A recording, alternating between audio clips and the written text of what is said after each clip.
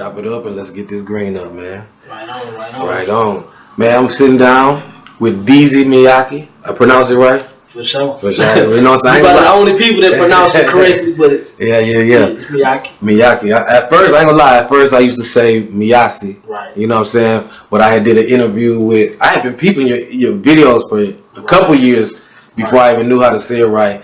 In 30 ways. He said, I interviewed 30 ways. He said, nah, Miacci, man. So shout out to 30 ways. Shout out J30, man. What up, Spice Lane? What up? What up, man? Definitely. Shout out to whole Houston, Texas, man.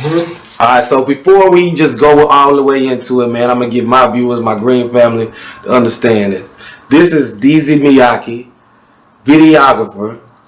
I don't have the numbers and the statistics with me at the moment, but I don't believe there's anybody in the city of Houston, Texas who has shot more rap videos than DEEZY MIACI. Facts. I feel like DEEZY MIACI has given more rappers their first official professional look video wise than anybody else. This is one of my interviews I'm happy to do because this is an interview I feel like is overdue, and I feel like, you know what I'm saying, you need your respect, put some respect on that man's name. Right, and I appreciate you, dog. I mean, really, at the end of the day, man, I don't do it for titles. Right. First off, I'm an artist. I'm a creator. I just know how to shoot music videos. And we'll talk about that a little bit later on in the interview, but I just know how to shoot videos. That's one small thing I know how to do. But as far as the titles, like, you know, some people say the hardest this or the best that, and you know who did this and who did that. I don't do it for the accolades, and I'm not competing with nobody. I compete with myself. I want to be a better me. Real talk. Every 24 hours. And so, talk. like, basically, I really definitely did give a lot of people a first professional look, just due to the fact that, like I said, I'm an artist first. I've been doing music for 25 years, you know what I'm saying? Damn, like, I look young, you know what I'm saying? I've been doing music myself for 25 years, and I'm from Detroit. I never really had the finances to chase my music career. Oh, gotcha. And so basically, I stepped into a position where it's like, you know what? I didn't keep the mentality of, man, nobody never did shit for me, so I ain't gonna do nothing for nobody else. No, I remember them days where I really wanted to be a rapper. I really wanted to be on 106 in Park. I really wanted to be on Rap City in the basement. So what I do now is that when I see young people grinding, not even young, but when I see somebody grinding, chasing their passion, and I know that their finances might not be parallel to their passion, I assist them. I help them out. Because I know nobody never did it for me, but it didn't make me bitter. It just made me understand that, hey, you don't have to be like that. You could be the person that changed somebody's life. Because sometimes the only thing people need is opportunity. You know what I mean? You heard it right there. It didn't make them bitter. It made them better. Right. Definitely. Right. Okay. Shit.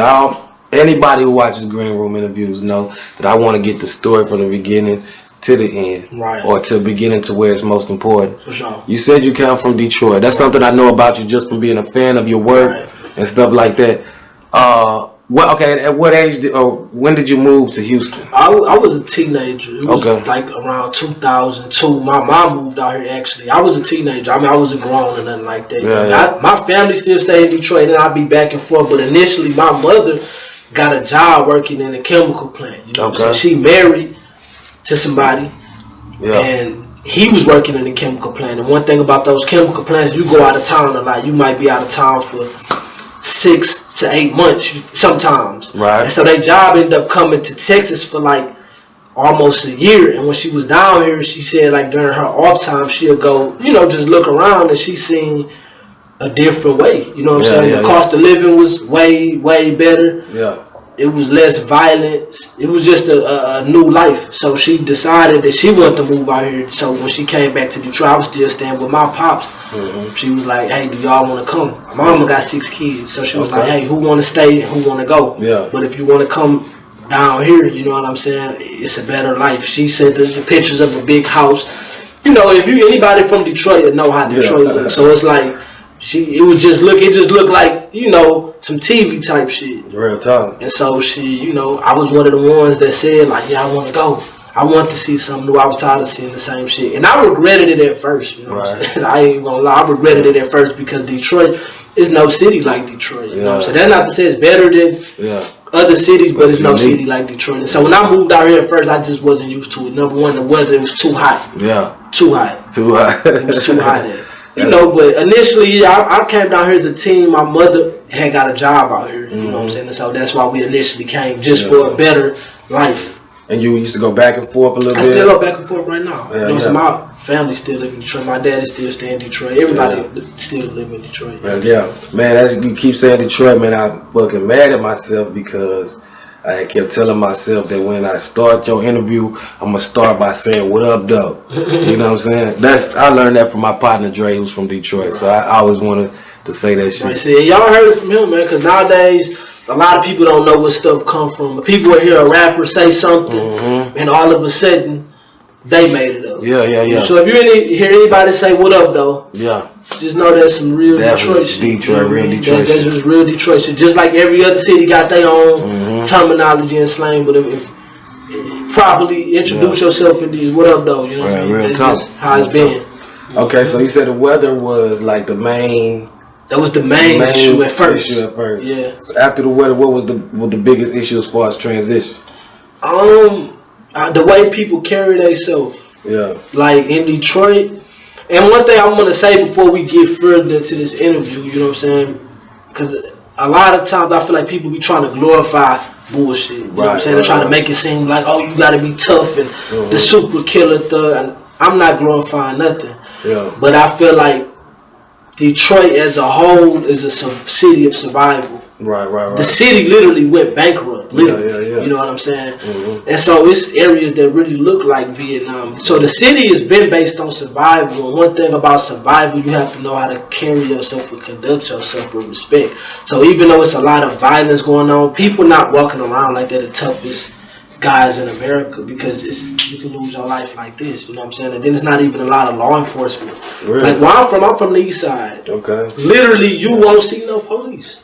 Yeah. So it's like some shit can happen to you. And so me growing up really understanding this, it made me carry myself a certain way. And I feel like when I moved out here, where law enforcement is at the fucking all-time high, they everywhere. People, a lot of people, not everybody, you know what I'm saying, but people seem to carry themselves with an aura of they want problems. And it's just like, man, like why you carrying yourself like that? And so what the hardest thing to transition for me was just to understand that, hey, you're not in Detroit no more. You can't do the same shit you were doing in Detroit and Texas. When you come into Texas, they got a sign that says don't mess with Texas. And it's really real. My sister got 50 years. In Texas. My real blood sister. My same mother, same daddy. I'm not going to say her real name, but anybody who watches this interview, they'll know who my sister is if they know me. It's my real sister. She got 50 years. I ended up going to prison for 5 years out here. Okay. My sister has 50 years right now. And you know, just the mentality.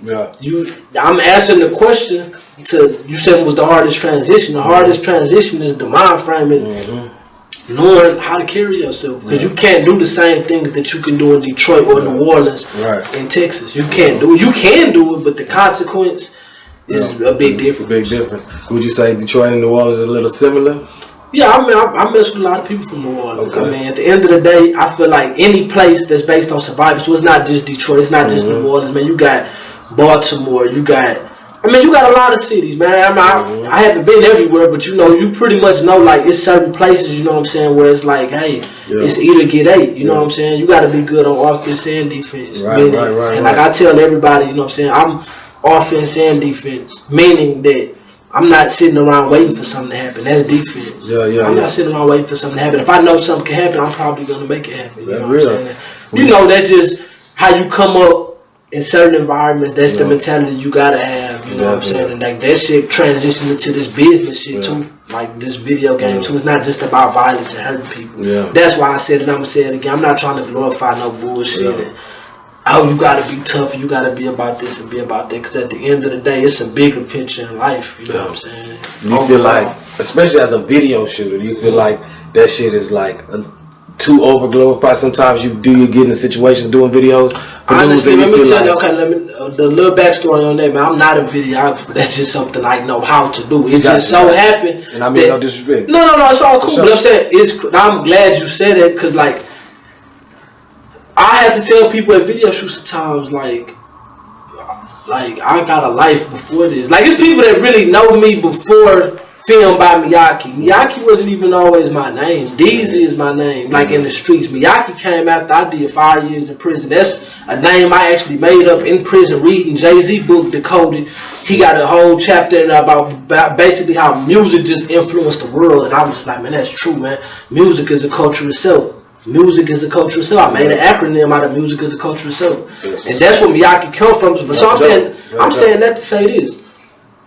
I have a life before the camera. I'm not even a video. I know how to shoot videos, but it's like if you hustle, is that all you are? Right. You know what I'm saying? Right. But at the end of the day, my thing is just about creating, being mastering yourself. You know what I'm saying, and being good at whatever you do. So whatever I'm doing, I'm probably gonna be good at, and that's not bragging. That's music. I got music on iTunes right now. The Charles Manson Theory, a real album, fully produced by Solo Hendrix, all original tracks. I got a fan base. I make money from music, and the thing is, that's crazy. Yeah, I make money from music, like real money. I don't brag about it or nothing like that. But no, it's your job. I'm an artist first, but the thing is, I'm a creator. But as far as with the video, to answer your question, you said about I've been in situations. I personally never been in situations just due to the fact of what I was saying at first. It's about how you carry yourself. Gotta carry yourself with respect. I don't carry myself as the toughest guy in America, and I don't carry myself as a pussy. At the end of the day, I was in prison for 5 years. People know about me. You know what I'm saying? Like, people know about me. If you go to my Instagram comments, it's the picture of my mugshot from when I went to TDC when I was 18. If you read the comments, it's people that was in jail with me. I don't have to talk about what I did or what I didn't do, but at the end of the day, I feel like if you carry yourself with respect, whether you're a killer or a nerd, you're going to get respect. It's how it's what you put out to the universe is what you're going to get back. That's real. And so I really haven't been in those situations, but I have been in situations where I personally had to check people because I felt like they was too over the top with whatever they was doing. Tell them, like, calm down, man. It's a music video. It's all a facade. It's anybody that's watching this interview. I want this to be highlighted, man. This music industry is a facade. If you think you're going to come into the music industry being real, you're not even going to be successful because it's about selling a dream, hoping people buy into it. That's what this game is based upon. I'm telling you, like, nobody is selling 100 bricks talking about they selling 100 bricks because you're really incriminating yourself if you really saying I'm in a motherfucking trap, this the real trap, I got 100 bricks in here. Okay, so now you sell yourself for police, law enforcement, or you sell yourself for real jack boys, you know what I mean? So at the end of the day, it's all a facade. So I had to, straighten a few people out in video shoots before because I feel like you doing too much. You know what I'm saying? And I'm assisting to your fakeness because I'm gonna make you look good on camera. Right. Yeah, so I feel you. Okay, that's what's up. All right, you said the album on iTunes. Right. First of all, before we go into it, I want to say I apologize because I pride myself on not only being respectful by requesting this interview. I usually research an artist as much time as I possibly can. And when I research it, I knew you from videos and I only researched you through videos. Shout out the name of that album one more time. The Charles Manson Theory. Charles Manson Theory. And that's the only album? No, I got the Charles Manson Theory on iTunes. I have a mixtape on iTunes called Never Rode the Wave. I Am the Wave, Dummy. And I had a self-titled mixtape called Miyaki on there, but I recently took it down because I made money from it, but it wasn't on the original beats. So I took it down after a year. I got you. Yeah, that's dope, man. I have heard you rap. I have seen some of the videos you rapping. I just thought it was like, like a hobby. Yeah, not necessarily, for sure. Not necessarily hobby. No, I totally get it. But at the end of the day, I can't blame nobody like you or anybody that think, he just shoot videos. Because honestly, I'm grateful to the universe that I was blessed to even build a platform that was really recognizable by a lot of people that I don't know. The truth is this: that's what I got known for doing. You got Neo. You got Kerry Hilson, you got The Dream.